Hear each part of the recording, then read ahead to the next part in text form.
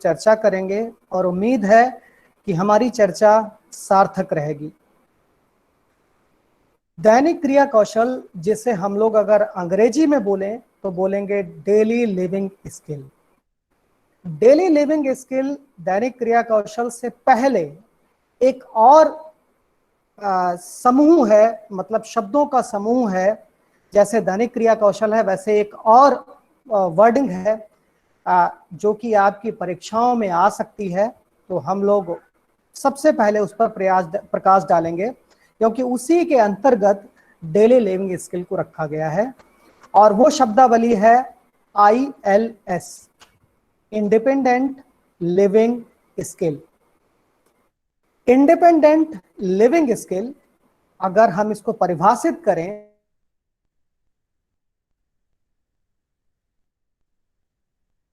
Independent, दूसरा है living और तीसरा है स्किल। पहले का अर्थ है आत्मनिर्भर या स्वतंत्र होना, दूसरे का है जीवन और तीसरे का है कौशल। तो ऐसी स्किल्स जिनको करने के बाद व्यक्ति अपने आप को इंडिपेंडेंट महसूस करे, या ऐसी स्किल्स जिनको सिखाने के बाद कोई भी व्यक्ति इंडिपेंडेंट हो जाए, तो उसे हम लोग इंडिपेंडेंट लिविंग स्किल के नाम से जानते हैं या इंडिपेंडेंट लिविंग स्किल बोलेंगे। अब अगर हम थोड़ा और ऊपर जाएं, जैसे कि हम अभी एडल्ट हैं, वयस्क हैं या पढ़ाई लिखाई कर चुके हैं, तो हम लोग जब पढ़ाई लिखाई कर चुके होते हैं तो इंडिपेंडेंट का मतलब होता है, आर्थिकी से भी इंडिपेंडेंट का मतलब लगा लेते हैं कि मतलब जो कमा रहा है, जो अपने परिवार का खर्चा चला रहा है, वो इंडिपेंडेंट है, वो आत्मनिर्भर है। लेकिन अगर हम बेसिक लेवल पे जाएं, हम बच्चों के लेवल पे जाएं, तो बच्चों के लेवल पे आर्थिकी का कोई महत्व नहीं होता, या पैसे कमाने का या खर्चा घर में देने का कोई महत्व नहीं होता, पालन पोषण करने का कोई महत्व नहीं होता। इसलिए इंडिपेंडेंट लिविंग स्किल के अंतर्गत हम उन स्किल्स को लाते हैं जो बच्चे के लिए, इवन जो भी बच्चा डेवलप कर रहा है, जो भी बच्चे में ग्रोथ हो रही है, उसके लिए बहुत ही महत्वपूर्ण स्किल्स होती हैं। उन स्किल्स में सबसे पहले हम बात करेंगे ओरिएंटेशन एंड मोबिलिटी स्किल्स की, जिसकी चर्चा आज हमें नहीं करनी है। देखिए, विदाउट ओरिएंटेशन मोबिलिटी, बिना ओरिएंटेशन और मोबिलिटी किए क्या किसी व्यक्ति को इंडिपेंडेंट किया जा सकता है? मुश्किल है। मुझे तो लगता, मैं जहां तक समझता हूं कि किसी भी व्यक्ति की, चाहे वो एडल्ट हो, चाहे वो बच्चा हो, कोई भी हो, जब तक उसकी ओरिएंटेशन और मोबिलिटी प्रॉपर नहीं होगी, तब तक उसे इंडिपेंडेंट, उसे आत्मनिर्भर मानना गलत होगा। नेक्स्ट, दूसरी स्किल के बारे में हम लोग बात करेंगे। दूसरी स्किल जो आज का मुख्य विषय है, वो है डेली लिविंग स्किल। अगर कोई भी बच्चा, चाहे वो साइटेड हो, चाहे वो ब्लाइंड हो, या किसी भी तरीके का कोई भी बच्चा या एडल्ट हो, अगर वो अपनी डेली लिविंग स्किल्स को प्रॉपर नहीं कर पाता है, दैनिक क्रिया कौशल को प्रॉपर नहीं कर पाता है, दैनिक क्रिया कौशल की परिभाषा भी मैं अभी आपको आगे बताऊंगा, दैनिक क्रिया कौशल को सही से नहीं कर पाता है, तो इसका मतलब उसे आत्मनिर्भर मानना, उसे स्वतंत्र मानना बिल्कुल ही गलत होगा। तीसरा, थर्ड स्किल पे हम लोग आते हैं, वो है जो कि इंडिपेंडेंट, ये जो मैं दोनों स्किल अभी बताई, ये इंडिपेंडेंट लिविंग स्किल के अंतर्गत ही आती हैं। तीसरी स्किल अगर हम लोग लेंगे तो वो है होम मैनेजमेंट, अर्थात गृह प्रबंधन।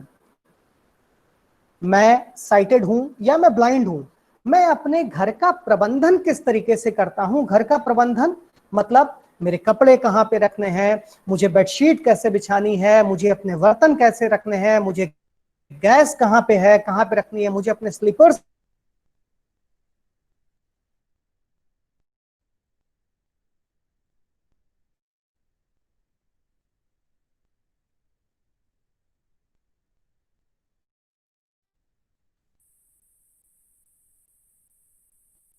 आपकी आवाज शायद फंस रही सर। थोड़ा मोबाइल का डायरेक्शन चेंज करें।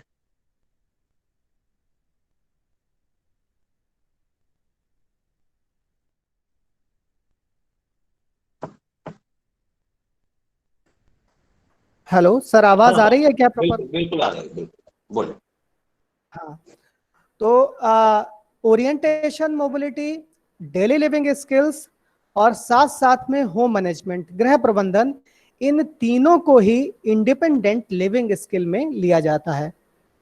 अर्थात मैं ये भी कहूंगा कि अगर आपकी परीक्षा में इंडिपेंडेंट लिविंग स्किल पे एक शॉर्ट नोट आता है तो आप लिख सकते हैं, ऐसे कौशल जिन कौशलों के आधार पर किसी भी, अगर दृष्टि दिव्यांग के सेंस में आती है, किसी भी दृष्टि दिव्यांग व्यक्ति या बच्चे को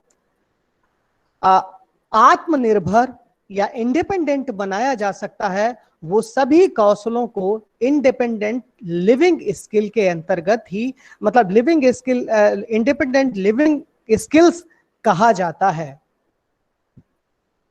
इन सभी कौशलों, इसके अंतर्गत 3 प्रकार के कौशल मुख्य रूप से आते हैं। पहला अनुस्थिति ज्ञान एवं चलनशीलता, दूसरा दैनिक क्रिया कौशल और तीसरा गृह प्रबंधन अर्थात होम मैनेजमेंट। अब ये मेरी जो शॉर्ट नोट है वो पूरा हो गया।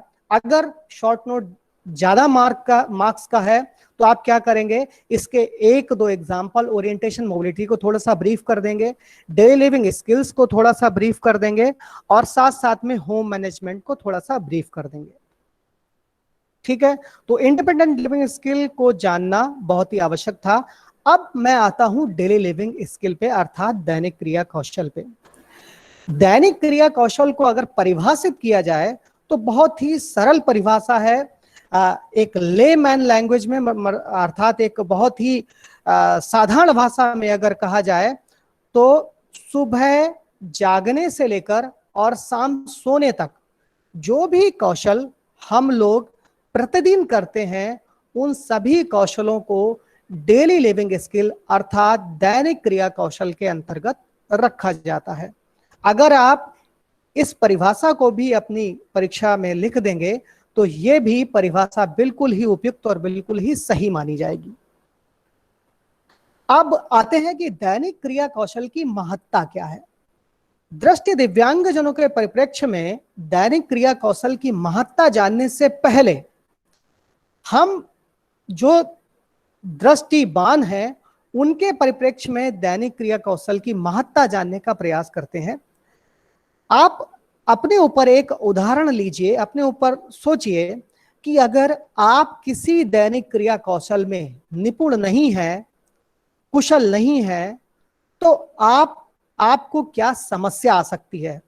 सोचिए, अभी आप बड़े हैं, आप एडल्ट हैं, आप शर्ट प्रेस करते हैं लेकिन वो शर्ट सही तरीके से प्रेस नहीं है और कहीं पे सिलवटें पड़ी हैं और कहीं पे वो देखने में अच्छी नहीं लग रही है। जब आप उस शर्ट को पहनते हैं तो आप खुद महसूस करते हैं कि कहीं ना कहीं कोई कमी है, इस शर्ट को मैं कैसे सही करूं और इस शर्ट को सही तरीके से मैं प्रेस करके जाऊं तो शायद मेरी जो पर्सनालिटी है वो दूसरे को अच्छी लगेगी, मैं दूसरे को देखने में अच्छा लगूंगा। अगर कोई अपने बाल सही से नहीं बनाता है तभी भी उसकी पर्सनालिटी पे कहीं ना कहीं कोई बहुत बुरा इफेक्ट पड़ सकता है। दैनिक क्रिया कौशल से संबंधित हर एक्टिविटी एक साइटेड व्यक्ति के लिए, एक दृष्टिवान व्यक्ति के लिए जितनी इंपॉर्टेंट है, उतनी ही इंपॉर्टेंट, उतनी ही महत्वपूर्ण एक दृष्टि दिव्यांग व्यक्ति के लिए भी है। डेली लिविंग स्किल्स अर्थात दैनिक क्रिया कौशल जब हम किसी दृष्टि दिव्यांग व्यक्ति को सिखाते हैं तो दैनिक क्रिया कौशल का प्रशिक्षण देने से पहले भी कुछ कौशल बहुत महत्वपूर्ण है और उनको सिखाना आवश्यक होता है। सबसे पहले सेंसरी ट्रेनिंग अर्थात ज्ञानेंद्रिय प्रशिक्षण प्रॉपर होना चाहिए। हमारी सभी ज्ञानेंद्रियां सही तरीके से काम करनी चाहिए। दूसरी चीज है मोटर स्किल्स, मस्कुलर एक्टिविटी या मोटर एक्टिविटी। मोटर एक्टिविटी में जो काम हम अपने हाथों से, हमारी मांसपेशियों का जहां पे प्रयोग होता है, वो सारी एक्टिविटी मोटर एक्टिविटी में जानी जाती है, मोटर एक्टिविटी में रखी जाती हैं। मोटर एक्टिविटी में साधारणतः हमने सुना होगा ग्रॉस मोटर एक्टिविटी और fine motor activity. Gross motor activity का मतलब है ऐसे कार्य जो हम, जहां पे जो मस्कुलर, जो मांसपेशियों का कार्य है। आपने देखा होगा कि जब छोटा बच्चा एक ग्लास उठाता है तो वो क्या करता है, वो फिंगर्स का यूज नहीं करता है, उंगलियों का प्रयोग नहीं करता है, जबकि पूरे हाथ का प्रयोग करता है। अगर आप उसे, छोटे बच्चे को एक ब्रश भी दोगे, ब्रश पकड़ने के लिए दोगे, तो उसकी पकड़ पूरे हाथ से होगी, ना कि फिंगर से। अगर आप उसे पेन देंगे तो क्या करेगा, जब वो बच्चा लिखना शुरू करेगा तो इस तरीके से उसका ग्रिप होगा, पकड़ होगी, और इस तरीके से वो लिखना शुरू करेगा। अर्थात ये जो जो जहां पे हमारी जो फाइन, मतलब हमारी जो फिंगर्स का यूज नहीं हो रहा है, हमारी जो जो फाइन मोटर एक्टिविटीज है उनका यूज नहीं हो रहा है, उस एक्टिविटी को हम ग्रॉस मोटर एक्टिविटी कहते हैं। लेकिन धीरे धीरे जब हम उसे सिखाते हैं, जब हम उसे प्रशिक्षण देते हैं, तो क्या होता है कि बच्चे में फाइन मोटर एक्टिविटीज का डेवलपमेंट भी, विकास भी हो जाता है, और बच्चा उंगलियों से धीरे धीरे पकड़ने लगता है।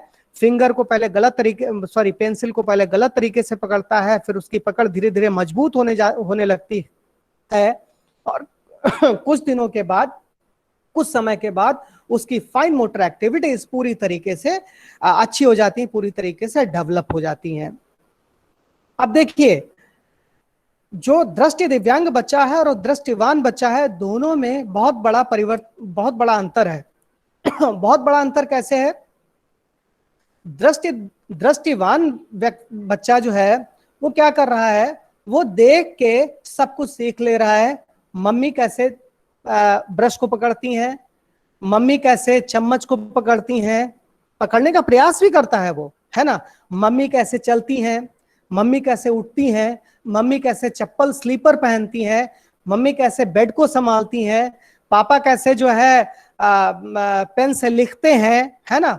तो इन सारी एक्टिविटीज को जो साइटेड बच्चा है वो देख के कर लेता है, लेकिन क्योंकि बच्चों में एक प्रवृत्ति होती है जिसे हम लोग बोलते हैं इमिटेशन या अनुकरण। अनुकरण की प्रवृत्ति होती है, बच्चा अनुकरण करता है, माँ बाप का अनुकरण करता है, भाई बहन का अनुकरण करता है, और धीरे धीरे वो एक्टिव होता जाता है, और उसकी इन एक्टिविटी में डेवलपमेंट शुरू हो जाता है, मतलब उनमें सुधार होना शुरू हो जाता है।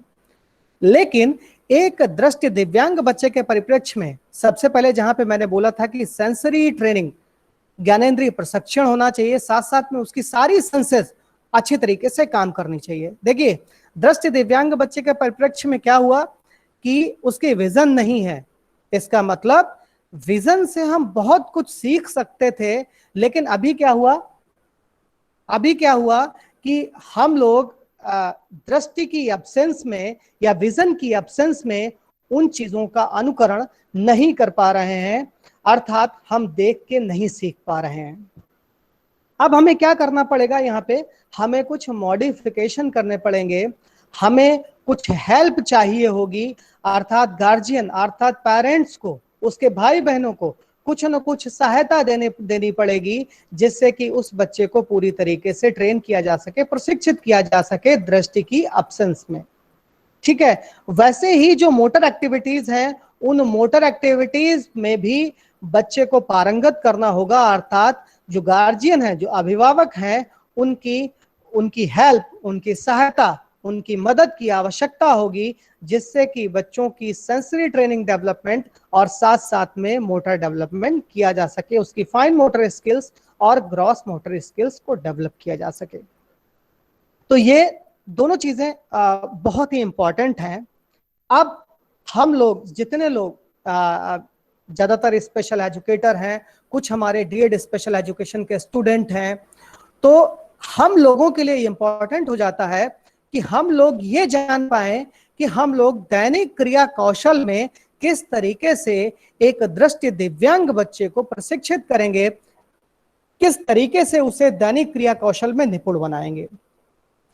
दैनिक क्रिया कौशल का प्रशिक्षण देने से पहले, जहां मैंने कहा था कि कुछ स्किल्स में बच्चे को पारंगत होना जरूरी है, जिसमें कि सेंसरी डेवलपमेंट हो गया, सेंसरी ट्रेनिंग हो गया, साथ साथ में मोटर डेवलपमेंट हो गया। उसके बाद जो भी स्पेशल एजुकेटर है, जो भी शिक्षक है, जब भी वो अपने बच्चे को दैनिक क्रिया कौशल का प्रशिक्षण देता है, तो सबसे पहले वो प्रशिक्षण कैसा होना चाहिए? नीड बेस्ड होना चाहिए, उसकी आवश्यकता को ध्यान में रखकर होना चाहिए।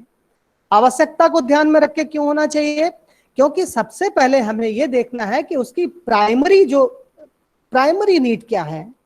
अब छोटा बच्चा है, छोटे बच्चे को सबसे पहले मैंने क्या किया, मैंने शू लेशिंग सिखाने लगा, जूते का फीता बांधना सिखाने लगा। देखिए, वो उस टाइम की उसकी नीड नहीं है, उस टाइम की आवश्यकता नहीं है। उसकी आवश्यकता उस टाइम की है, सबसे पहले उसे क्या सिखाना? उसे टॉयलेटिंग के बारे में ट्रेनिंग देना, उसे वॉशरूम में कैसे उसे वॉशरूम यूज करना है, उसे कैसे टॉयलेट जाना है, टॉयलेट में किस तरीके से उसे पता लगाना है, ओरिएंटेशन करना है, और किस तरीके से वहां जो भी करना है वो उसे कैसे करना है, वो उसकी नीड है। ब्रश करना उसकी नीड है, ब्रश उसे दांतों को साफ करना कैसे सिखाया जाए, ये उसकी नीड है, ना कि अभी उसकी नीड शू लेशिंग है। ठीक है, तो सबसे पहले हमें यह जानना है कि जो हमारी ट्रेनिंग है, जो दैनिक क्रिया कौशल का जो प्रशिक्षण दे रहे हैं, वो नीड बेस्ड होना चाहिए, आवश्यकता को देखते हुए होना चाहिए। अगर उस बच्चे की आवश्यकता शू लेशिंग की है तो शू लेशिंग सिखाएंगे।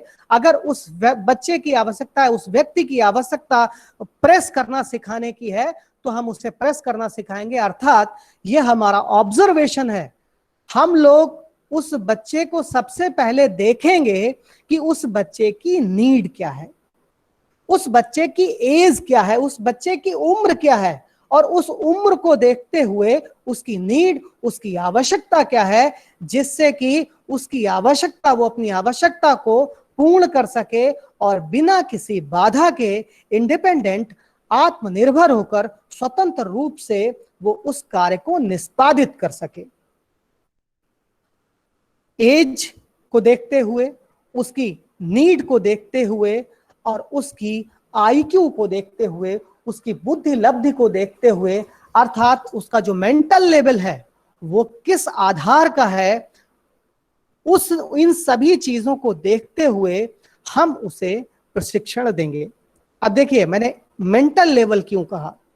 मेंटल लेवल मैंने इसलिए कहा, देखिए, जब भी हम लोग जो स्पेशल एजुकेटर हैं, जब हम किसी बच्चे को, जो दृष्टि दिव्यांग बच्चा है, उस बच्चे को प्रशिक्षण देते हैं, तो हम लोग उस प्रशिक्षण देने पे हम लोग एक आईईपी बनाते हैं। हेलो, हाँ, एक आईईपी बनाते हैं, और उस आईईपी को हम लोग बोलेंगे इंडिविजुअलाइज्ड एजुकेशनल प्लान या प्रोग्राम। ठीक है, उस प्लान में क्या करेंगे हम लोग कुछ गोल निर्धारित करेंगे, और उन गोल को निर्धारित कर, जैसे कि मुझे टॉयलेट ट्रेनिंग देनी है या मुझे ब्रश करना सिखाना है, तो ब्रश करना सिखाने के लिए मैंने क्या किया कि मैंने एक प्लान बनाया कि आज मुझे बच्चे को जो है ब्रश करना सिखाना है।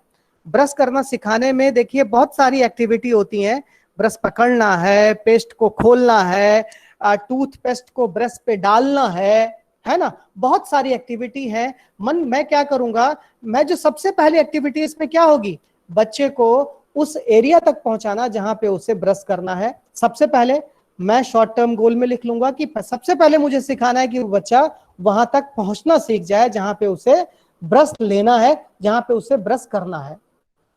दूसरा, उस एरिया के बारे में, कहां पे ब्रश रखा है, कहां पे टूथपेस्ट रखा है, ब्रश की पहचान कैसे करनी है, टूथपेस्ट की पहचान कैसे करनी है, ये सभी मैं एक्टिविटी अलग अलग सिखा रहा हूं उसको।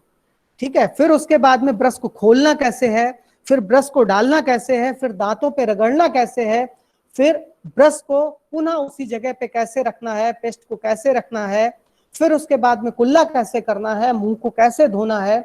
इन सारी एक्टिविटी को हम लोग क्या करेंगे, हम अपने इंडिविजुअलाइज्ड एजुकेशनल प्लान में लिख लेंगे, और फिर हम क्या करेंगे, फिर हम अपना कार्य स्टार्ट करेंगे, और कार्य स्टार्ट करने पे जो एक्टिविटी बच्चा सीखते जाता है उसमें हम टिक लगाते जाएंगे कि हमारा बच्चा इस स्किल में पारंगत हो चुका है, और उसका बच्चे का ऑब्जर्वेशन भी करते रहेंगे कि बच्चा क्या सच में उस एक्टिविटी में पारंगत हो पाया है या नहीं हो पाया है।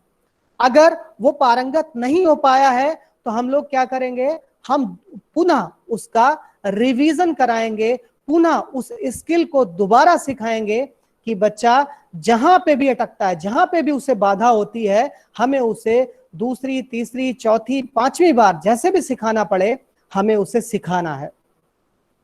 अब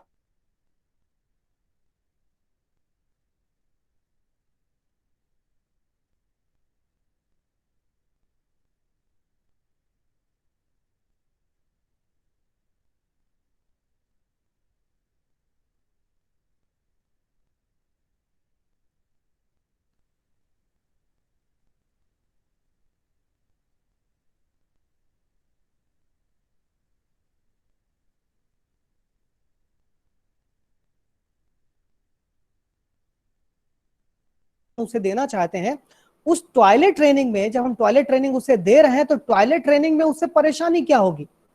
सबसे पहले अपना पैंट को खोलना, उसके बाद में उस जगह तक पहुंचना, टॉयलेट कहां पे है, कहां पे जाना है, इस चीज को निर्धारित करना, ये बहुत आवश्यक है। एक चीज मैं और भी यहां पे बताना चाहूंगा, मैं प्रशिक्षण से पहले इस चीज को रखना चाहता हूं। देखिए, होता क्या है कि हम लोग स्पेशल एजुकेटर हैं और हम लोगों के लिए सबसे महत्वपूर्ण है कि बच्चा हमारा पूरी तरीके से इंडिपेंडेंट हो जाए और पूरी तरीके से आत्मनिर्भर हो जाए। तो होता क्या है कि कुछ एक्टिविटीज में जो गार्जियन होते हैं वो बहुत हीला हिवाली करते हैं, वो उसको उन एक्टिविटीज में पारंगत नहीं करते और बच्चा धीरे धीरे उन पे डिपेंडेंट होता जाता है। और जब वो बड़ा होता है तो वही, वो जब डेली लिविंग स्किल सही तरीके से नहीं कर पाता है तो क्या होता है, वो बच्चा उस गार्जियन के लिए बहुत बड़ी परेशानी बन जाता है। यहाँ पे एक अनुभव अपना साझा करना चाहूंगा। मैं एनआईवीएच में राष्ट्रीय दृष्टिबाधितार संस्थान में कार्य कर रहा था और उसी दौरान हमारे जहाँ पे मैं कार्य कर रहा था वहां पे एडल्ट ब्लाइंड प्रशिक्षण लेने के लिए आया करते थे। तो उसी समय एक बच्चा हमारे पास प्रशिक्षण लेने के लिए आया, और प्रशिक्षण लेने के लिए आया क्या मतलब, एडमिशन लेना चाहता था। वो बैठे हुए थे, बाहर ही बैठे हुए थे रिसेप्शन पे।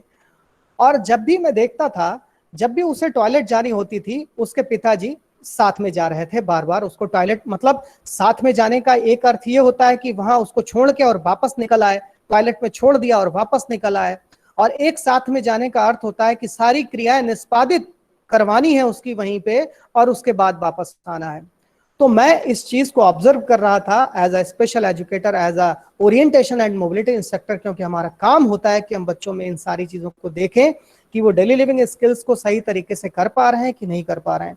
मैंने जितनी बार देखा उनके गार्जियन उस कार्य को स्वयं ही कर रहे थे।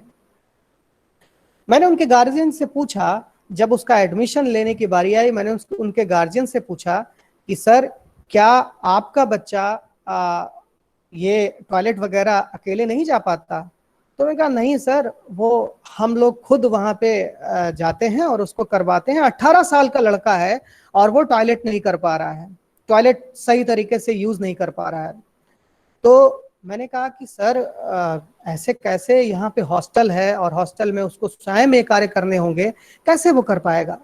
तो उन साहिबान का जवाब सुन के मैं आश्चर्यचकित हो गया। उन्होंने मेरे से बोला, उन्होंने ये नहीं कहा कि हम उसे सिखाने की कोशिश करेंगे, हम उसे 10 दिन में प्रशिक्षित करने की कोशिश करेंगे, घर में उसको सिखाएंगे। उन्होंने ये नहीं कहा कि सर आप बताएं इसको कैसे सिखाया जाएगा, मैं इसको घर में ट्रेन करने की, प्रशिक्षित करने की कोशिश करूंगा। उन्होंने एक बहुत बढ़िया जवाब दिया। उन्होंने कहा कि ऐसा करेंगे हम कि इसको क्या करेंगे कि एक पन्नी का, मतलब पॉलिथीन का एक जो भी अंदर पहनता है अंडर गारमेंट्स में, वो हम इसको दे देंगे, जिससे कि अगर ये कर लेगा तो क्या होगा कि उसको साफ कर लिया जाएगा, वो गंदा नहीं होगा, आसानी से साफ कर लेंगे। तो मैंने कहा कि ये उनका जो आंसर सुन के, उनका उत्तर सुन के मैं दंग था।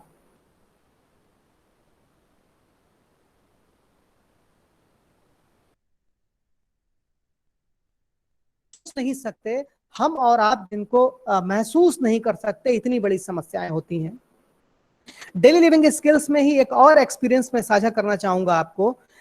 होता क्या है कि गार्जियन, जब अभिभावक अभिभावक सही तरीके से बच्चे को प्रशिक्षित नहीं कर पाते या प्रशिक्षण नहीं दे पाते और उनको सही तरीके से कोई टीचर या प्रशिक्षणकर्ता नहीं मिलता, तो वो क्या कहते हैं, उन स्किल्स को हटाना शुरू कर देते हैं, उन स्किल्स का कोई मतलब अलग से कुछ ना कुछ करना।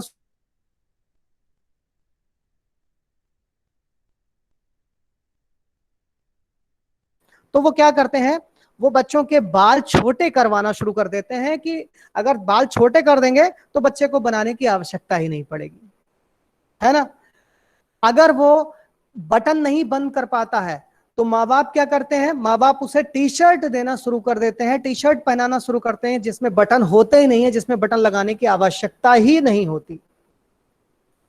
अगर वो सही तरीके से पैंट की जिप नहीं बंद कर पा रहा है और सही तरीके से पैंट का जो हुक है वो नहीं बंद कर पा रहा है, तो माँ बाप क्या करते हैं, उसको लास्टिक वाली पैंट देना शुरू कर देते हैं कि अगर लास्टिक होगी तो ये झंझट ही नहीं रहेगा कि उसको जो है वो हुक खोलना पड़ेगा, जिप बंद करनी पड़ेगी, ये कोई झंझट ही नहीं रहेगा। अगर वो बच्चा शू लेस सही से नहीं बांध पाता है तो माँ बाप गार्जियन क्या करते हैं कि उसको बिना फीते के जूते पहनना, जो बेल्क्रो वाले जूते होते हैं, जो चिपकने वाला होता है, वो देना शुरू करते हैं। हम भी अपने बच्चों को, जब हमारे बच्चे छोटे होते हैं तब हम देते हैं, लेकिन वहां पे उन बच्चों को हम दे सकते हैं क्योंकि वो बच्चे इतने छोटे हैं कि उनको उस तरीके का प्रशिक्षण नहीं दिया जा सकता। उनकी एज और उनकी नीड को देखते हुए वो प्रशिक्षण इंपॉर्टेंट नहीं है। लेकिन वही है, बच्चा अगर बड़ा हो जाए, 10 साल का हो जाए, 8 साल का हो जाए, 7 साल का हो जाए और हम उसे बेल्क्रो वाले जूते पहनाएं, तो इसका मतलब है कि हम क्या कर रहे हैं कि हम उस चीज का ओमिशन, उसे हटाने की कोशिश कर रहे हैं, प्रतिस्थापन करने की कोशिश कर रहे हैं कि भैया इसको हटा दो और इसको ये चीजें दे दो। अगर वो बच्चा ब्रश पे पेस्ट को सही से नहीं ले पा रहा है तो माँ बाप क्या करते हैं कि उसको स्वयं लगा के दे देते हैं या उससे बोलते हैं कि तुम पेस्ट से उंगली पे लगा लो और उंगली से दांतों पे लगा लो, या हथेली पे जो है पेस्ट को निकाल लो और हथेली से दांतों पे लगा लो और फिर दांतों को साफ कर लो। अगर वो बच्चा ब्रश और टूथपेस्ट को सही से ढूंढ नहीं पाता है तो माँ बाप,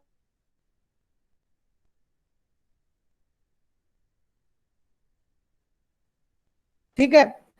तो होता क्या है कि हम गार्जियन, हम कभी कभी हम स्पेशल एजुकेटर भी, हम अलग अच्छी तरीके से उन्हें बच्चों को, उन बच्चों को ट्रेन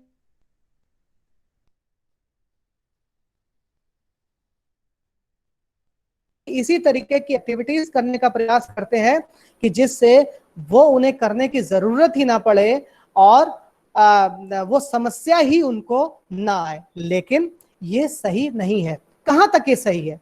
क्या हम लोग ऐसा करने, अगर हम लोग साइटेड हैं, क्या हम लोग ऐसा करते हैं? हम लोग अगर जूते के फीते नहीं बांध पाते हैं तो बांधना सीखते हैं। हमारे ब्रश जहां पे सभी के ब्रश रखे होते हैं वहीं रखे होते हैं, हमारा पेस्ट वहीं पे रखा होता है जहां पे सभी के पेस्ट रखे होते हैं। हम बाल अपने स्टाइल में रखते हैं, लेफ्ट राइट, ऊपर नीचे, दाएं बाएं, हर तरीके से बाल अच्छे बनाने का प्रयास करते हैं कि सुंदर दिखें। हम तरह तरह के बटन लगाकर कोट पहनते हैं, सूट पहनते हैं, शर्ट पहनते हैं, अच्छा दिखने का प्रयास करते हैं। हम शर्ट को बहुत अच्छी तरीके से प्रेस करते हैं और अच्छा दिखने का प्रयास करते हैं, मेरी शर्ट कहीं पे जो है फोल्ड ना हो। तो क्या यही चीज हमारे दृष्टि दिव्यांग बच्चों में नहीं होनी चाहिए? मुझे तो लगता जरूर होनी चाहिए। तो एज अ टीचर सबसे पहले हमारी हमारी ये आवश्यकता है, हमारा ये कार्य है कि हम ये जाने कि हम अपने बच्चे को किस तरीके से प्रशिक्षित करें।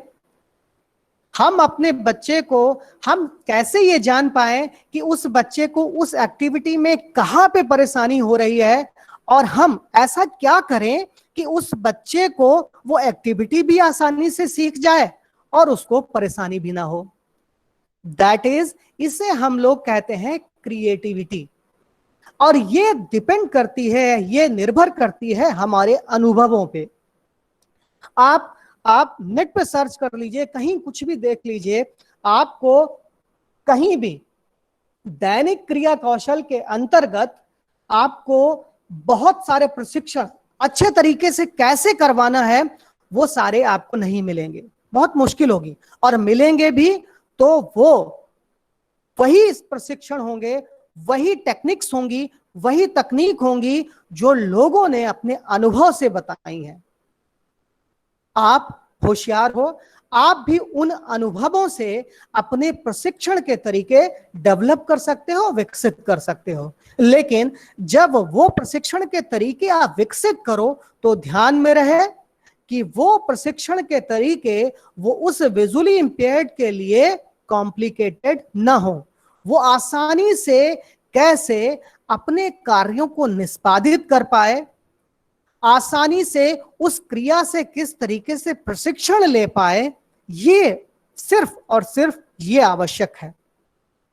देखिए, जब बच्चा टॉयलेट में जाता है और टॉयलेट में जाके उसे कोई मुश्किल नहीं है कि उसको जिप खोलना कैसे है सिखा पाए, उसको जो हुक खोलना है कैसे सिखा पाए, उसको टॉयलेट की पहचान कहाँ पे टॉयलेट है ये कैसे सिखा पाए, ये बहुत कोई मुश्किल नहीं है।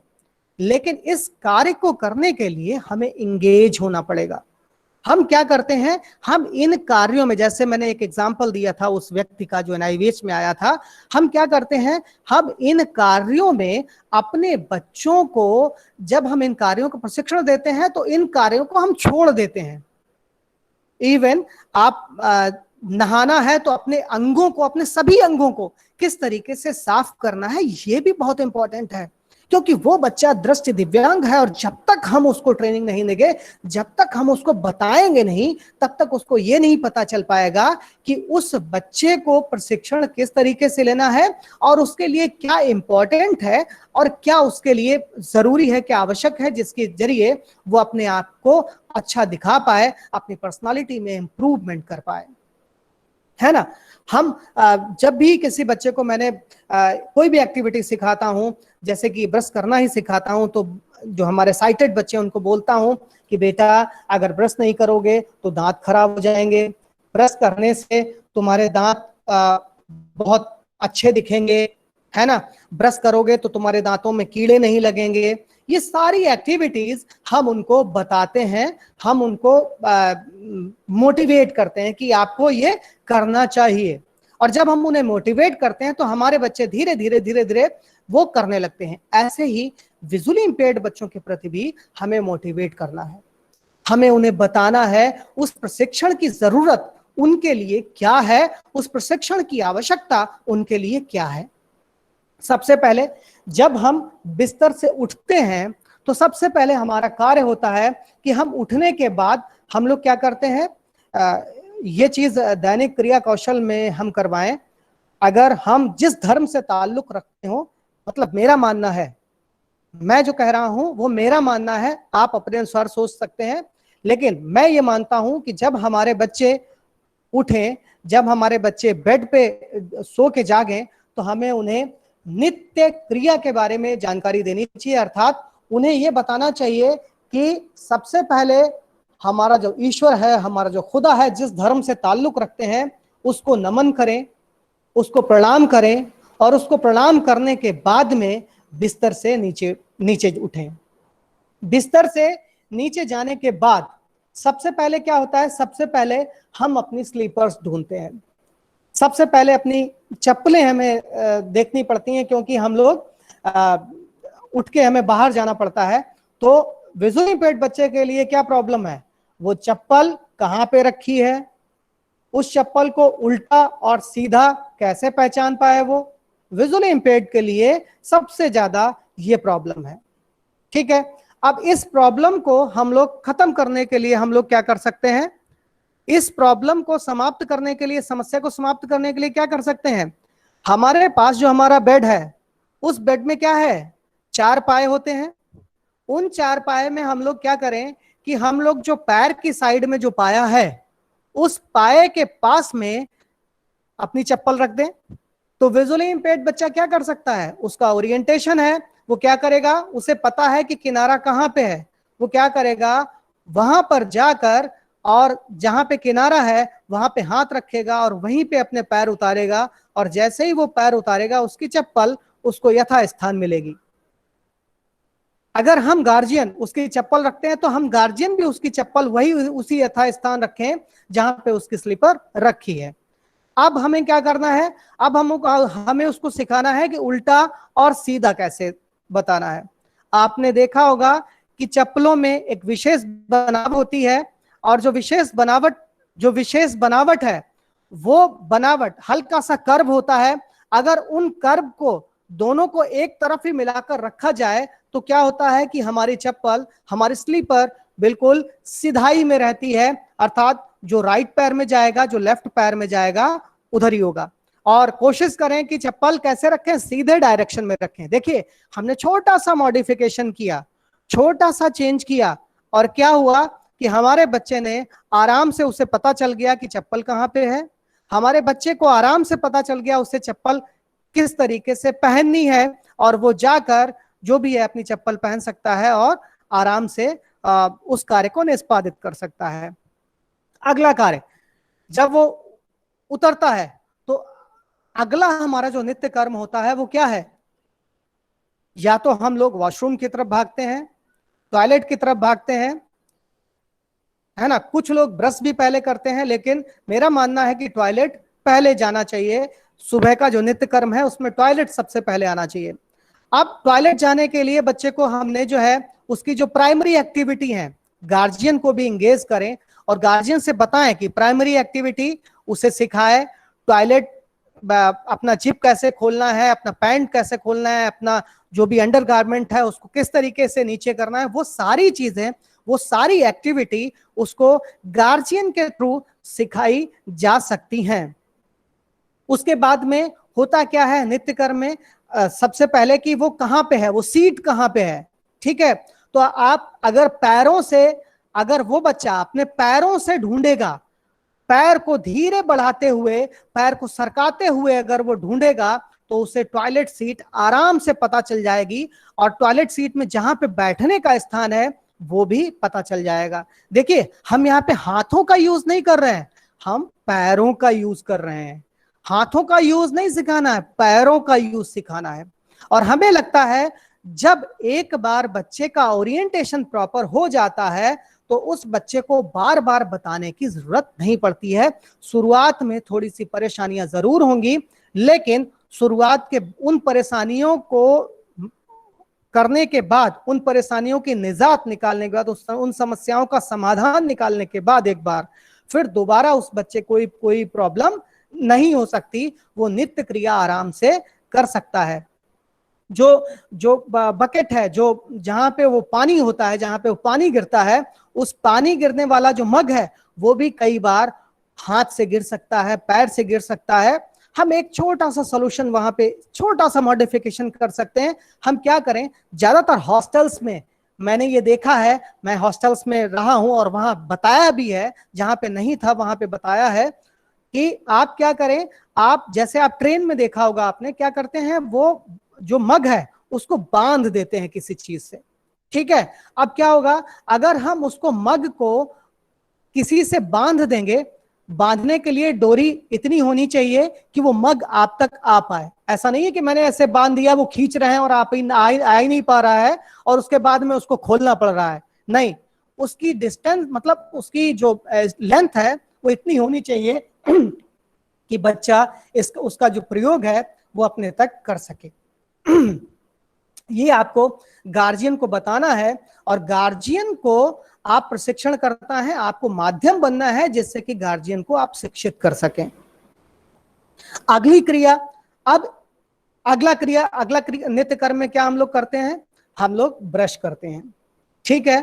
अब आपको बताना है सबसे पहले, मैं आपको बता दूं कि नागेश सर के यूट्यूब चैनल पे भी और मेरे यूट्यूब चैनल पर भी ब्रश करने की मैंने पूरी टेक्निक बताई हुई है। यहाँ पे मैं शॉर्ट में बताऊंगा आप लोगों को, ब्रश करने की पूरी टेक्निक बताई है, किस तरीके से ब्रश करना है वो मैंने बताया हुआ है। सबसे पहले आपको क्या करना है, आपको ब्रश पकड़ने का किस तरीके से वो पकड़ेगा। छोटा बच्चा है तो उसका ग्रास्प इस तरीके से होगा, ठीक है, ग्रास्प इस तरीके से होगा। तो जब छोटा बच्चा है, आपने देखा होगा छोटे बच्चों के ब्रश, उनका जो हैंडल है वो थोड़ा सा मोटा होता है ना। अगर वो मोटा नहीं है तो हम लोग क्या कर सकते हैं सॉरी, हम लोग उसमें क्या कर सकते हैं, हम लोग उसमें कोई ना कोई मॉडिफिकेशन कर सकते हैं। मॉडिफिकेशन में क्या कर सकते हैं कि हम लोग उसमें टेपिंग कर दें, हम लोग उसमें पॉली, मतलब उसको ऐसा कुछ करें कि वो थोड़ा सा मोटा हो जाए। जहां पे पकड़ने का है वो आप अपनी क्रिएटिविटी के अनुसार कुछ ना कुछ कर सकते हैं, कोई भी कुछ कुछ भी लगा सकते हैं। इवन आप क्या करें कि आप अगर ब्रश का वो हैंडल पतला है तो आपके यहाँ जो नल का पाइप होता है ना, नल का पाइप होता है, नल का पाइप उसमें ऐसे करके लगा दें, ब्रश में ऐसे घुसा दें। जब घुसा देंगे तो वो पकड़ने के लिए पूरी तरीके से ग्रास्प करने में बच्चे को आसानी होगी। हम कुछ भी कर सकते हैं, क्रिएटिविटी हमारी है। अब उसको बच्चे को ब्रश पकड़ने में कोई दिक्कत नहीं हो रही है। आपने ब्रश का पहचान करवा दी, किस तरफ से उसके ब्रशल्स होते हैं, किस तरीके से हैंडल होता है। आपने पेस्ट का पहचान करवाया, पेस्ट का पहचान किस तरीके से उसकी सुगंध होती है, अलग अलग कौन कौन से पेस्ट होते हैं। छोटा पेस्ट दें, बड़ा पेस्ट नहीं, छोटा पेस्ट 10 रुपए वाला दें, क्योंकि आप अभी प्रशिक्षण दे रहे हैं। बड़ा पेस्ट नहीं देंगे, बड़ा पेस्ट देंगे तो वो पेस्ट की बर्बादी करेगा, पेस्ट को ज्यादा भी निकाल सकता है, इसलिए छोटा पेस्ट देंगे। छोटा बच्चा है इसलिए छोटा पेस्ट देंगे। आपने पेस्ट दे दिया, पेस्ट की पहचान करवा दी। अब क्या है, अब हमें यह पहचान करवाना है कि वो पेस्ट रखा कहां जाता है, पेस्ट किया कहां जाता है, नल को कैसे खोलना है। ठीक है, देखिए सभी में फाइन मोटर एक्टिविटीज का यूज हो रहा है। नल को खोलने में, पेस्ट को खोलने में, ब्रश को पकड़ने में, सभी में फाइन मोटर एक्टिविटीज का हो रहा है। तो ये सारी क्रियाएं जब हम सिखा देंगे, अब हमें देखना है कि बच्चे को प्रॉब्लम कहां पे आई। उसको प्रॉब्लम आ रही है कि वो अपना जो ब्रश है वो ढूंढ नहीं पा रहा है ना। इवन जो रिसेंटली ब्लाइंड व्यक्ति हैं, जो ऐसे व्यक्ति हैं जो एडवेंटिशियस ब्लाइंड हैं, जो अचानक से सडनली ब्लाइंड हो गए एक एज में जाने के बाद, उनको भी अपना ब्रश ढूंढने में परेशानी होती है। पता चला मेरा जो पेस्ट है, ब्रश है जो मेरा, वो कॉलगेट का है, डिजाइन भी एक ही है, कलर अलग है। पापा का जो है वो भी कॉलगेट का है और उसकी बस कलर अलग है, डिजाइन एक ही है, एक ही दुकान से खरीद लाए, कलर अलग अलग था। लेकिन मैं तो दृष्टि दिव्यांग हूं, मैं तो कलर की पहचान नहीं कर सकता, और डिजाइन सेम है, डिजाइन से भी मैं नहीं पहचान पा रहा हूं। तो क्या करूंगा मैं, कुछ उसमें मॉडिफिकेशन करूंगा। हमारे बच्चों को मैंने बताया भी है पहले कि मॉडिफिकेशन करूंगा, और मॉडिफिकेशन क्या करेंगे जो बच्चे के लिए इजी हो। हम क्या करेंगे, हम जो ब्रश है उसकी नेक पर हम एक टेप का टेपिंग कर देंगे, टेप लगा देंगे। टेप लगाने से क्या होगा, बिजली वाला टेप भी लगा सकते हैं, सेलो टेप भी लगा सकते हैं, जो भी आपको अच्छा लगे वो आप कर सकते हैं। तो टेप लगा देंगे, 2-3 राउंड लगा देंगे, जिससे कि जब बच्चा उस ब्रश को टच करे तो उसको पता चले कि उसका ब्रश कौन सा है, या बड़ा एडल्ट है वो भी अपने ब्रश को आसानी से पहचान सकता है ना। नीचे, डंडी की नीचे की साइड में हम इसलिए नहीं लगाएंगे क्योंकि डंडी की नीचे की साइड जब हम ब्रश जहां पे रखते हैं, जो होल्डर होता है, उस होल्डर में जहां पे ब्रश और पेस्ट रखा होता है, वहां पे जब हमने ब्रश को रख दिया तो क्या होगा, अगर हमने नीचे लगाया हुआ है तो उसे सारे ब्रश निकालने पड़ेंगे और नीचे सर्च करना पड़ेगा कि मेरा ब्रश कौन सा है। लेकिन अगर नेक में लगा हुआ है तो हाथ से टच करते हुए पहचान जाएगा कि हमारा ब्रश कौन सा है। अब अगली प्रॉब्लम ये आ गई कि भाई अब उसको ब्रश पे पेस्ट कैसे डालना है। ठीक है, तो ब्रश पे पेस्ट डालने के लिए, पेस्ट महसूस हो, उसे पता चले कि पेस्ट जो है वो लग गया है कि नहीं लग गया है, ये भी आपको सिखाना होगा। और ये सिखाने के लिए मैंने अपनी वीडियो में बताया हुआ है, हम ब्रसल्स के पास में इस तरीके से फिंगर को लगाते हैं कि ब्रसल्स से सटी रहे। ब्रश जो है उसके ब्रसल्स से मेरी फिंगर सटी रहेगी। तो क्या होगा कि जैसे ही मैंने यहां से डालना शुरू किया, जैसे ही मैंने यहां से पेस्ट को दबा के और पेस्ट डालना शुरू किया, तो मेरी फिंगर पे भी टच होगा और ब्रसल्स पे भी आता रहेगा। उससे ये पता चल जाएगा कि जो टूथ ब्रश है उस पे उस पे पेस्ट पूरा निकला है या नहीं निकला है। ये भी परेशानी दूर हो गई। अब अगली परेशानी क्या है कि बच्चे को ये सिखाना कि लेफ्ट राइट अप डाउन उसे कैसे ब्रश को घुमाना है। इसके लिए आप क्या कर सकते हो, आप कभी कभी विदाउट पेस्ट भी ब्रश का यूज कर सकते हो, बच्चे को दे सकते हो कि आप क्या करो, बच्चे को विदाउट पेस्ट ब्रश दे दो और बच्चे से कहो ऐसे ऐसे धीरे धीरे इसको करना होता है। हम लोग में अधिकतर, आप लोगों में भी बहुत सारे लोग होंगे जो क्या करते हैं, जब पेस्ट करते हैं तो इधर किया उधर किया और 2 मिनट में पूरा पेस्ट हो गया और ब्रश फेंक दिया, यही होता है ना। लेकिन अगर बच्चे को आपने एक बार सही सिखा दिया, आप देखेंगे विजुअली इंपेयर्ड बच्चों को, ज्यादातर आप बच्चों को देखेंगे, ज्यादातर का मैं कह रहा हूं, मैं सभी का नहीं कह रहा हूं, जो कॉन्शियस हैं, जिनके गार्जियन कॉन्शियस हैं, उन बच्चों को छोड़कर तमाम बच्चों को आप देखेंगे जिन बच्चों के दांत बहुत गंदे रहते हैं, क्योंकि मेरा पर्सनल एक्सपीरियंस है, उन बच्चों के दांत बहुत गंदे रहते हैं। क्यों? क्योंकि उनको प्रॉपर ब्रशिंग नहीं आती। उनको लेफ्ट ले जाना है, राइट ले जाना है, अप में करना है, डाउन में करना है, पीछे ले जाना है, ये कोई बताने वाला नहीं होता, क्योंकि वो बच्चे गार्जियन ज्यादा विशेष, मतलब गार्जियन उन पर विशेष ध्यान नहीं देते। और हॉस्टल में जब बच्चे रहते हैं तो हॉस्टल में उन पर ध्यान दिया नहीं जाता, वो बच्चे कैसे भी करें ना करें, कुछ भी करें, हॉस्टल में कोई उन पर ध्यान देने वाला नहीं है। तो अगर हम उसको एक बार सही, मेहनत आपको एक बार करनी है और वो बच्चा उस मेहनत पे, जैसे ही आपने एक बार कर दिया, वो पुस्तक है, वो पुस्तक बन गई है जिसपे अगर आपने एक बार लिख दिया तो वो लिखा हुआ जीवन पर्यंत मिटेगा नहीं। अगर आपने उसे एक सही क्रिया सिखा दी तो वो क्रिया उसके जीवन भर उसके साथ रहेगी, वो उसी क्रिया से अपनी पूरी एक्टिविटी करेगा।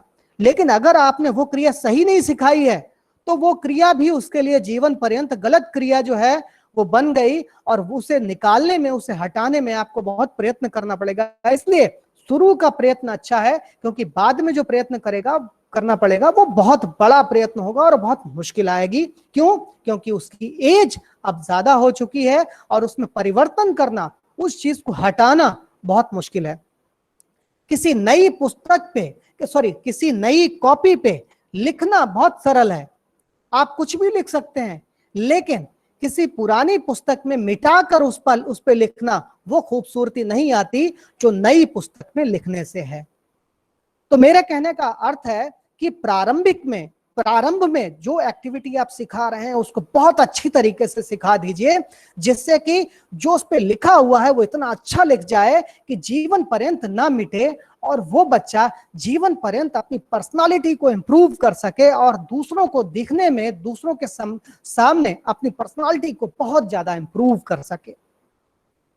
अब देखिए मैंने कहां पे छोड़ा था कि अब उसको ब्रश को राइट लेफ्ट ऊपर नीचे ब्रश को घुमाना है, ठीक है। अब घुमाने के बाद क्या है, उसे स्पिट करना है, उसे थूकना है। उसे कहां पे थूकना है आपको बताना है।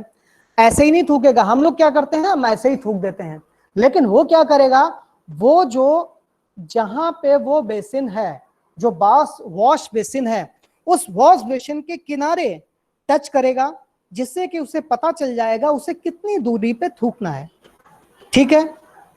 ये भी आपको सिखाना होगा, उसको कितनी दूरी पे थूकना है, ये भी इंपॉर्टेंट है। जब आपने हाथ लगाया नीचे, वॉश बेसिन पे हाथ लगा, तो बच्चे को पता चल गया कि हाँ भाई यहाँ पे हमें स्पिट करना है, यहाँ पे हमें थूकना है ना।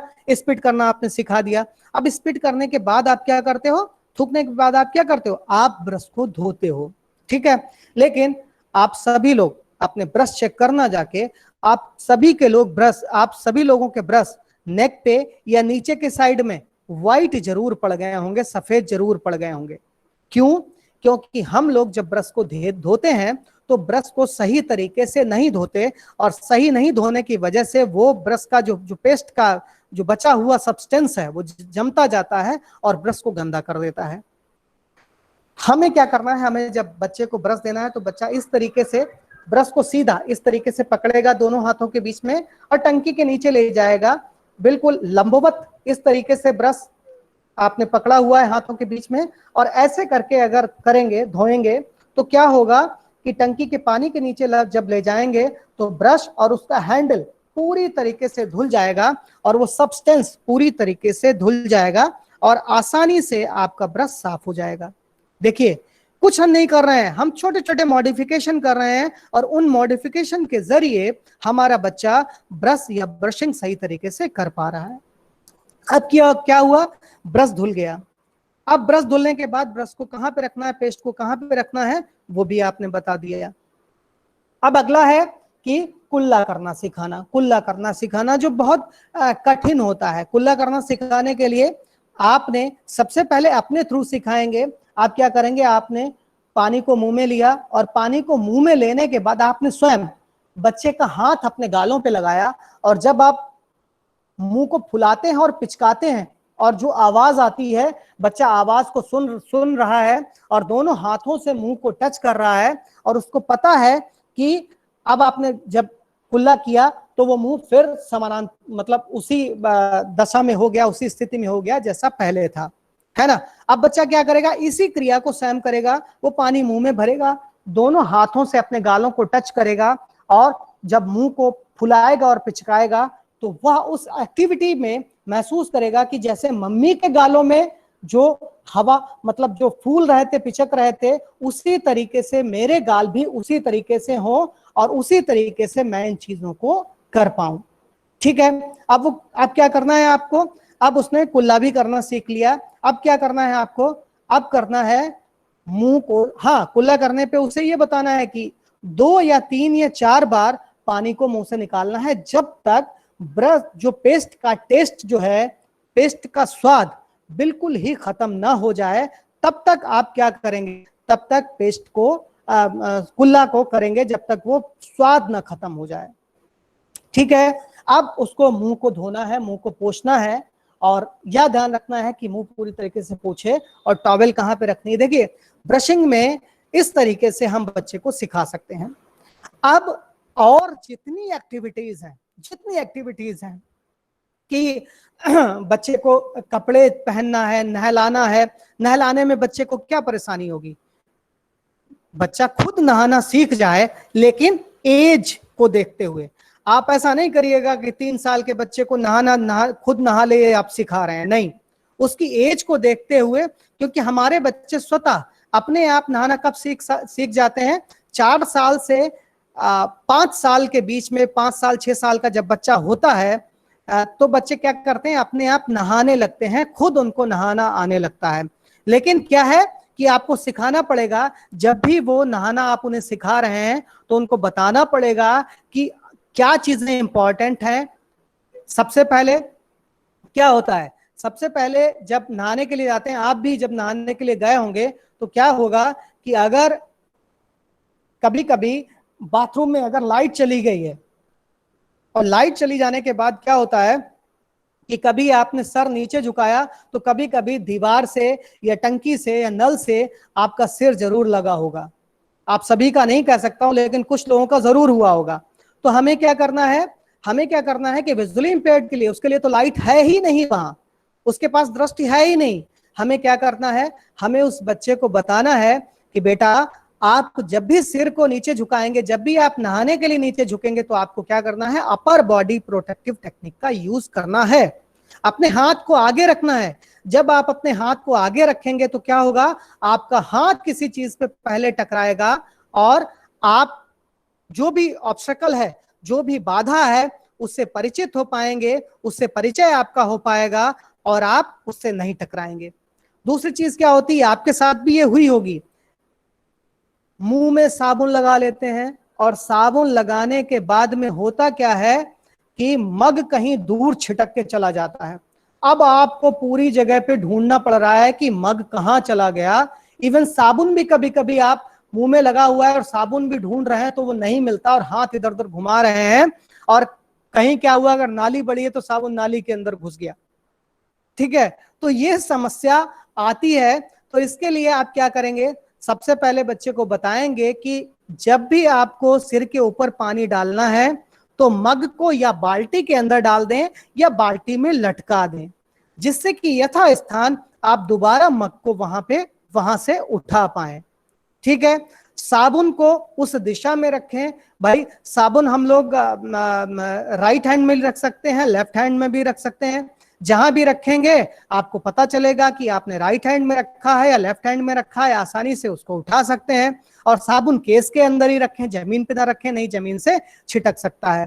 अब आपको बताना है कि बगल भी साफ करनी है, और जो भी आंतरिक अंग है वो भी साफ करने हैं, सिर पे भी लगाना है, मुंह पे भी लगाना है, रगड़ना भी है, ये सब कुछ बताना है। जैसे ही आप इन सब चीजों को बताएंगे बच्चों को, बच्चा सीख जाएगा और आगे अपनी क्रियाएं जो है वो सही तरीके से निष्पादित कर पाएगा। देखिए हमने क्या किया, सबसे पहले हमने ये सोचा कि विजुअली इंपेयर्ड बच्चे को क्या प्रॉब्लम आ रही है। ठीक है, दो तरीके के लोग विजुअली इंपेयर्ड हो गए, वो हो गए एक्सीडेंटली, और एक वो हो गए जो कंजेनाइटली हैं, जो बचपन से हैं, जो बच्चा है उसको हम सिखा रहे हैं। बच्चे को अगर सिखा रहे हैं तो पूरी एक्टिविटी हमें सिखानी पड़ेगी, क्योंकि उसको हम नई एक्टिविटी सिखा रहे हैं। और जो एक्सीडेंटली हैं, जो बड़े लोग हैं, जो एडल्ट हैं, जो अचानक से एक्सीडेंटली या सडनली ब्लाइंड हुए हैं, तो उनके लिए क्या प्रॉब्लम है, उनके लिए नीचे झुकना, भाई साबुन लगाना जानते हैं, शरीर को साफ करना जानते हैं, सब कुछ उनको पता है। उनके लिए क्या है, नीचे झुकना, जिसमें आप अपर बॉडी प्रोटेक्टिव टेक्निक का, उनके लिए मग को सही यथास्थान रखना, ये इंपॉर्टेंट है। उनको ये बताना कि साबुन एक जगह पे रखना है जिससे कि आपको ढूंढने में परेशानी ना हो।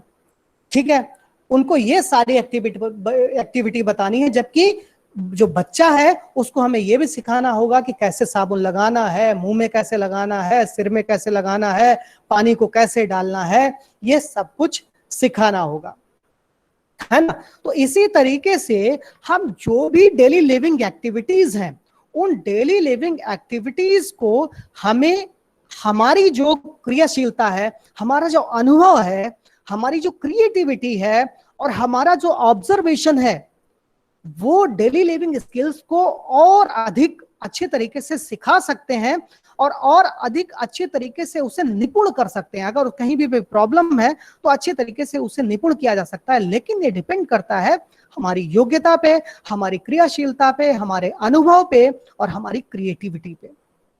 लेकिन इन सभी चीजों से पहले हमें यह देखना पड़ेगा कि हमारे विजुअली इंपेयर्ड बच्चे में उस एक्टिविटी को करने के दौरान कौन सी परेशानियां आ रही हैं। यकीन नहीं मानेंगे आप, मैंने उन एक्टिविटीज को देखा है विजुअली इंपेयर्ड बच्चों की जिन्हें मैं खुद यकीन नहीं कर पाया। एक एक्सपीरियंस आपके सामने शेयर करना चाहूंगा। एक बच्ची थी, 4-5 हम लोग एक डेली लिविंग स्किल्स का एक प्रशिक्षण दे रहे थे, तो उसमें मैंने देखा, हम लोग उस टाइम प्रशिक्षण दे रहे थे क्योंकि वो एडल्ट लोग थे, तो सुई में धागा कैसे डालते हैं और बटन कैसे लगाते हैं, इस चीज का प्रशिक्षण दे रहे थे। तो प्रशिक्षण में क्या था, वो नीड बेस्ड नहीं था, सभी लोग उसमें शामिल थे। तो मैंने देखा कुछ बच्चियां थी, उन बच्चियों ने क्या किया कि उन्होंने सुई का धागा अपनी जीभ पे, टंग पे रखा और सुई का बैक पोर्शन अपनी टंग पे रखा और टंग को इस तरीके से ट्विस्ट किया, इस तरीके से मोड़ा कि सुई में धागा अपने आप पड़ गया। मैं देखकर ताज्जुब मुझे हुआ कि ये कैसे हो सकता है और ये कैसे बच्चे ने कर पाया। मैंने दोबारा उनको करने के लिए बोला, लेकिन उन्होंने फिर वैसे ही किया। तो ये क्या था, ये उन्होंने उस एक्टिविटी के प्रति उनकी जो उनकी सेंसरी एक्टिविटीज हैं, जो उनकी सेंसर्स हैं, वो उतनी ज्यादा स्ट्रांग हो गई थी। जब उन्होंने टंग पे अपनी निडल को रखा, जब उन्होंने टंग पे धागे को रखा, तो उन्हें ये पता चलता रहा कि टंग पे जो सुई है उसके किनारे जो स्पेस होता है जहां पे धागा डालना है, वो धागा वहां तक कैसे पहुंचा और किस तरीके से उसे ले जाना है, वो उनको पता हो रहा था, क्योंकि उनकी सेंसेस इतनी ज्यादा डेवलप हो चुकी थी। तो बहुत सारी डेली लिविंग स्किल्स में बच्चे स्वयं ही पारंगत हो जाते हैं और उनसे हम भी सीखते हैं कि वो बच्चा अगर उस तरीके से अच्छी तरीके से निष्पादित कर रहा है तो वो किस तरीके से अच्छे तरीके से निष्पादित कर पा रहा है, ये हम भी उनसे सीखते हैं। लेकिन अगर मैं इसी एक्टिविटी पे कहूं कि मैं सभी बच्चों को टंग पे सुई रखकर और धागा रखकर सिखा दूंगा, तो ये मेरे लिए मुश्किल होगा, है ना। उसके लिए भी बहुत सारे मॉडिफिकेशन है। डेली लिविंग स्किल्स में हर स्किल के लिए मॉडिफिकेशन है और हर स्किल को अच्छी तरीके से सिखाया जा सकता है, लेकिन इस 1 घंटे के क्लास में डेली लिविंग स्किल्स की सभी एक्टिविटीज को, उनके मॉडिफिकेशंस को बताना संभव नहीं हो पाएगा। तो हम कोशिश करें, हम अपने आप कोशिश करें, हम क्रिएटिविटी करने की कोशिश करें और ये देखने की कोशिश करें कि हम उसकी परेशानी को, उसकी समस्या को किस तरीके से खत्म कर सकते हैं, जिससे एक विजुअली इंपेयर्ड बच्चा आसानी से अपनी डेली लिविंग स्किल्स की क्रियाओं को निष्पादित कर सके। डेली लिविंग स्किल्स में मैंने बताया कि वो सभी क्रियाएं आती हैं, चाहे वो ब्रश करना हो, चाहे वो नहाना हो, चाहे वो कपड़े धोना हो, चाहे वो कपड़े पहचानना हो, चाहे वो कपड़े प्रेस करना हो, चाहे वो जूते पहनना हो, चाहे वो पैंट पहनना हो।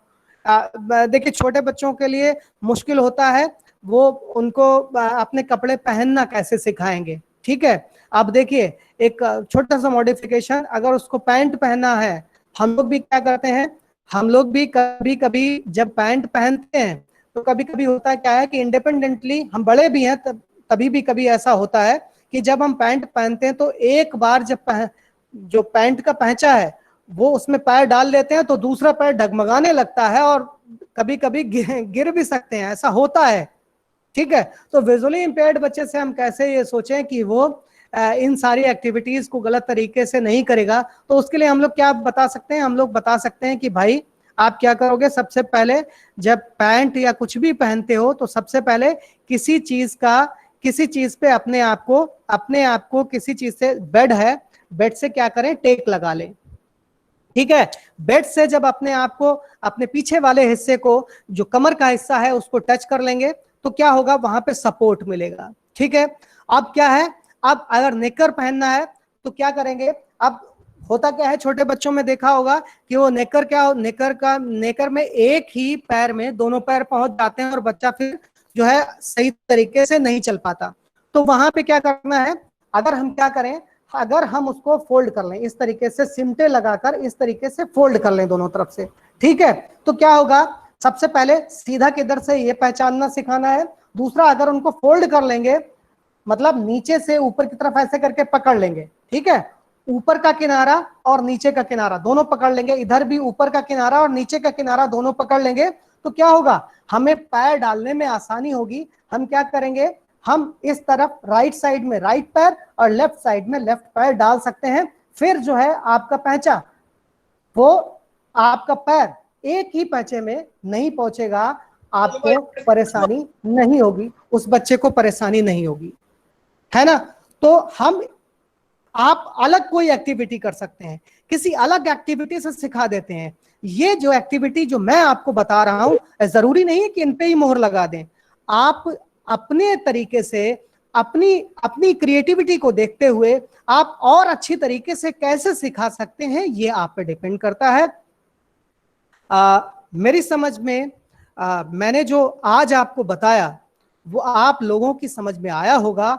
और अगर डेली लिविंग स्किल्स से संबंधित कोई भी प्रश्न है और हमारे स्पेशल एजुकेटर हैं, उन लोगों को भी कोई समस्या आ रही है और उन लोगों को यह समस्या आ रही है कि हम आसानी से इस एक्टिविटी को अपने बच्चों को कैसे सिखाएं, तो जरूर मेरे से संपर्क करें। और मैं जो भी मेरा अनुभव है, जो भी मेरी नॉलेज है, उस नॉलेज को देखते हुए मैं कोशिश करूंगा कि उस प्रशिक्षक को या जो भी स्पेशल एजुकेटर है उसको बताने का प्रयास करूं कि वो अपने बच्चे को कैसे आसानी से उन एक्टिविटीज में पारंगत कर पाए। मुझे लगता है कि आज का सेशन इतना ही रहना चाहिए। आगे जब भी नागेश सर आदेश देंगे या जब भी बोलेंगे तो और भी चीजें आपसे डिस्कस करी जाएंगी, लेकिन डेली लिविंग स्किल्स किसी भी व्यक्ति के लिए, चाहे वो बच्चा है चाहे वो व्यक्ति है, उसके लिए बहुत इंपॉर्टेंट है। हम स्पेशल एजुकेटर का एक और रिस्पॉन्सिबिलिटी है कि हम लोग सिर्फ और सिर्फ उनकी एकेडमिक के ऊपर ही ध्यान न देकर उनकी इन एक्टिविटीज के ऊपर भी थोड़ा सा ध्यान दें, इवन उनके गार्जियन को गाइड करें, जिससे कि वो गार्जियन अपने बच्चे को इन एक्टिविटीज में भी पारंगत कर पाए। सोचिए, अगर कोई बहुत एमए एमएससी पढ़ गया है, एमए कर लिया है, बीए कर लिया है, किसी नौकरी में पहुंच गया है, लेकिन वो आज भी ब्रश सही से नहीं कर पाता, उसके दांत गंदे रहते हैं, वो अपनी शर्ट को सही तरीके से प्रेस नहीं कर पाता, वो पैंट में शर्ट को इन कैसे करना है वो नहीं जानता, बेल्ट को सीधा कैसे रखना है ये नहीं जानता। मेरे पास एक मध्य प्रदेश से एक लड़का आया था जो कि दृष्टि दिव्यांग था और बोलने में इतना सहज, इतना बढ़िया, इतना एजुकेटेड, बहुत ही अच्छा बच्चा था। लेकिन जब वो मेरे पास पहुंचा, बच्चा नहीं इवन एडल्ट था, करीब 20-25 साल का वो एडल्ट व्यक्ति था। जब वो मेरे पास में पहुंचा तो मैंने देखा उसने क्या किया था, उसने अपनी पैंट को नीचे से फोल्ड कर रखा था और पैंट को नीचे से फोल्ड करने में एक दाएं पैर का जो फोल्ड था वो ऊपर था और बाएं पैर का फोल्ड नीचे था। तो मुझे देख के अटपटा लगा। मैंने कहा जब वो बच्चा मतलब जब वो व्यक्ति इतना अच्छा बोलता है, इतना एजुकेटेड है, सब है, तो इस एक्टिविटी में वो क्यों पीछे रह गया? तो इसका अर्थ यहाँ उस समय मुझे उसका उत्तर सिर्फ एक ही समझ में आया, अपने मन में मैंने उसका उत्तर समझ लिया कि जरूर इन एक्टिविटी को सिखाने में उसके शिक्षक और उसके गार्जियन कहीं ना कहीं पीछे रहे होंगे, जिसकी वजह से ये समस्या आई है और आज उसने ये चीजें नहीं सीख पाई। तो daily living skills, orientation, mobility और होम मैनेजमेंट ऐसे प्रशिक्षण है, ऐसे स्किल हैं जिनमें उसको कुशलता होनी बहुत जरूरी है, क्योंकि ये चीजें जीवन पर्यंत उसके साथ रहने वाली हैं। वो नौकरी से 60 साल के बाद में रिटायर होगा, लेकिन जीवन में वो बना रहेगा और उन कौशलों में उससे अगर वो पारंगत है तो सामने वाला देख के भी यही कहता है कि भगवान ने जरूर इसे दिव्य बनाया है। यहीं पे दिव्यांगजन का अर्थ सार्थक होता है, यहीं पे वो लगता है कि ये दिव्य पुरुष है, इसने जो है दिव्यता है इसमें, इसने इन स्किल्स को बहुत अच्छी तरीके से ग्रास्प किया है, बहुत अच्छी तरीके से सीख लिया है, जिसकी वजह से इसकी पर्सनालिटी दूसरों से कहीं अच्छी है। अगर विजुअली इंपेयर्ड की पर्सनालिटी लोगों की नजरों में इस तरीके से बनेगी तो हमारा और आपका काम उतना ही आसान हो जाएगा।